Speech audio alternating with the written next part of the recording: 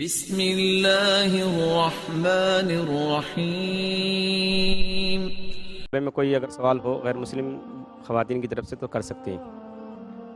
My name is Dhanashri Sawan and I'm student of BE Computer, second year. So I just wanted to ask, is the first pair of human being haven't been proved, but it is not established yet.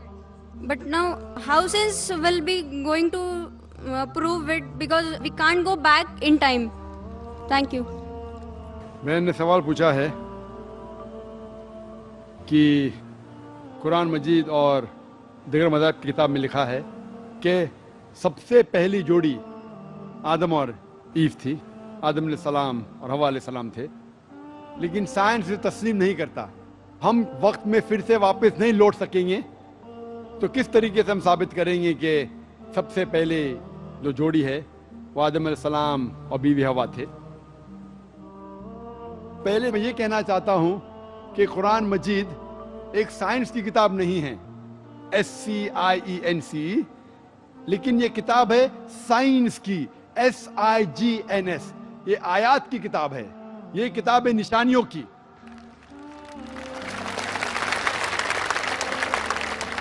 اور قرآن مجید میں سب science کے formula نہیں ہیں، لیکن قرآن مجید میں 6000 سے زیادہ آیتیں ہیں، 6000 سے زیادہ نشانیاں ہیں، اور اس 6000 میں سے 1000 سے زیادہ الحمدللہ سائنس کے بارے میں بات کرتی ہے۔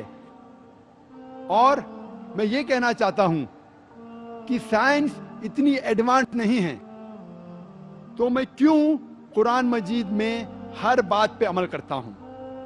جو بھی قرآن مجید میں لکھا ہے سائنس کے بارے میں، اگر آپ میری تقریر سنیں گے، مثال کے طور پہ ہم کہہ سکتے کہ 80% سائنس پروف کر چکا ہے کہ جو بھی قرآن میں لکھا ہے 100% صحیح ہے۔ 80% جو قرآن میں لکھا ہے سائنس یہ ثابت کر چکا ہے کہ 100% صحیح ہے۔ ابھی 20% از ایمبیگوس، جو ہمیں پتہ نہیں۔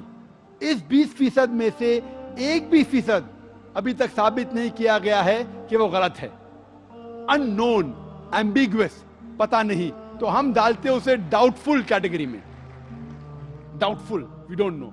تو میری لاجک یہ کہتی ہے اگر 80% 100% صحیح ہے اور 20% ڈاؤٹ فل ہے، ان نون ہے، ایمبیگوس ہے، اس میں سے 0.1% بھی ثابت نہیں ہو چکا کہ غلط ہے، کیونکہ سائنس اتنی ایڈوانس نہیں ہے کہ اسے ثابت کر سکے، تو میری لاجک یہ کہتی ہے کہ یہ 20% بھی انشاءاللہ صحیح ہوگا۔ اور اس 20% میں آتا ہے کہ پہلی جوڑی انسان کی تھی آدم علیہ السلام اور بیوی حوا۔ سائنس اتنی ایڈوانس نہیں کہ یہ کہہ سکے کہ اس زندگی کے بعد اور ایک زندگی ہے، لائف آفٹر ڈیتھ۔ آخرت کے بارے میں سائنس اتنی ایڈوانس نہیں۔ سائنس یہ نہیں تسلیم کرتی جو قرآن میں لکھا ہے کہ قرآن میں ذکر ہے جنت اور دوزخ کا، قرآن میں ذکر ہے جن کا۔ سائنس اب تک اتنی ایڈوانس نہیں کہ اس کے بارے میں کہہ سکے کہ یہ صحیح ہے۔ تو بہت سی چیزیں جو قرآن مجید میں لکھی تھی 1400 سال پہلے، اکثر چیزیں سائنس تسلیم نہیں کرتی تھی، لیکن آج سائنس ایڈوانس ہونے کے بعد، سائنس ترقی کرنے کے بعد 80% سے زیادہ ہم یہ کہہ سکتے ہیں کہ سائنس آج تسلیم کرتی ہے کہ 100% صحیح ہے۔ انشاءاللہ ہو سکتا ہے کہ 50 سال بعد، 100 سال بعد، 200 سال بعد سائنس یہ بھی تسلیم کریں گی کہ جنت ہے، دوزخ ہے، جن ہے، اینجل ہے، اور یہ بھی تسلیم کریں گی کہ پہلی جوڑی آدم اور بیوی حوا تھی۔ کرنے کا موقع دیں۔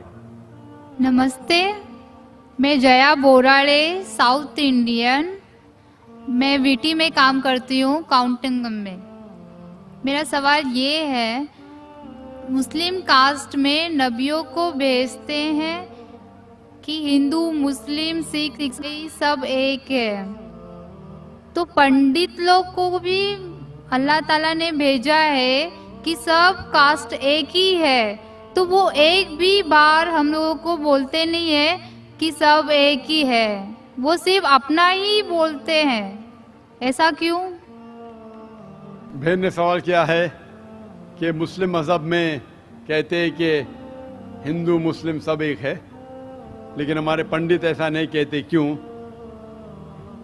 अगर कुरान पढ़ेंगे तो जैसा मैंने कहा कि मजहब अल्लाह के नज़दीक एक ही है, इस्लाम और कोई नहीं। इस्लाम मतलब अमन हासिल करना, अपनी ख्वाहिशें अल्लाह के अहकामात के मुताबिक।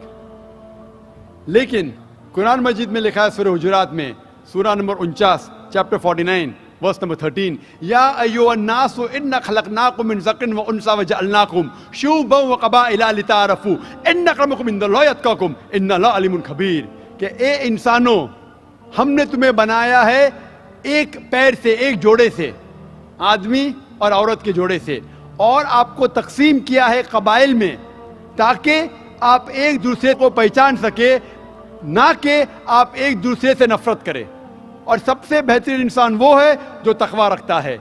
तो सारे मजहब के लोग एक नहीं है, सारे इंसान एक है। एक इंसान दूसरे इंसान से ऊंचा दौलत के वजह से नहीं है, जिन्स के वजह से नहीं है, उम्र के वजह से नहीं है, पैसे के वजह से नहीं है, लेकिन है तकवा के वजह से। तकवा मतलब पायटी, राइचियसनेस, जिसको अल्लाह सुब्हाना व ताला का ज्यादा खौफ है, जो अल्लाह से ज्यादा करीब है, वो इंसान ऊंचा इंसान है। नहीं तो सारे इंसान यकसा है। जहां तक कि आपने कहा कि पंडित लोग ये क्यों नहीं कहते कि सारे इंसान सेम है, क्योंकि जब आप हिंदू मजहब की किताब पढ़ेंगे, वेद और बाकी किताब, इसमें लिखा है कि खुदा ने अपने सिर से पैदा किया ब्राह्मण कास्ट को, अपने छाती से पैदा किया क्षत्रिय क्लास को।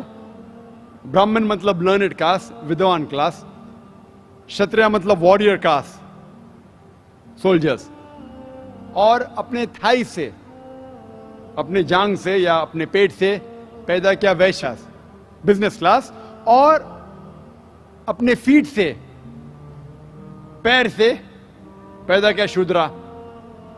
और ये कास्ट सिस्टम जो लिखा है, आप देखेंगे मनुस्मृति में है, वेद में है, ये इसमें मानता नहीं हर हिंदू। क्यों? क्योंकि ये इंसानियत को तकसीम करता है। हमारे इस्लाम में सारे इंसान, चाहे गोरा या काला, अमीर या गरीब, राजा या फकीर, अल्लाह के नज़दीक इंसान यकसा है। ऊंचा तब होता है जब तकवा ज़्यादा है तो और अच्छा इंसान है। तो हम मानते हैं कि पैसे से या रंग से या जात पात से इंसान जन्नत में नहीं जा सकता है। इसके बारे में और अगर आप चाहते हैं तो आप मेरी तकरीर सुनो, हिंदू मजहब और इस्लाम में यकसानियत, और इसके बारे में और डिटेल्स में कहा regarding caste system. Hope the answer the question system.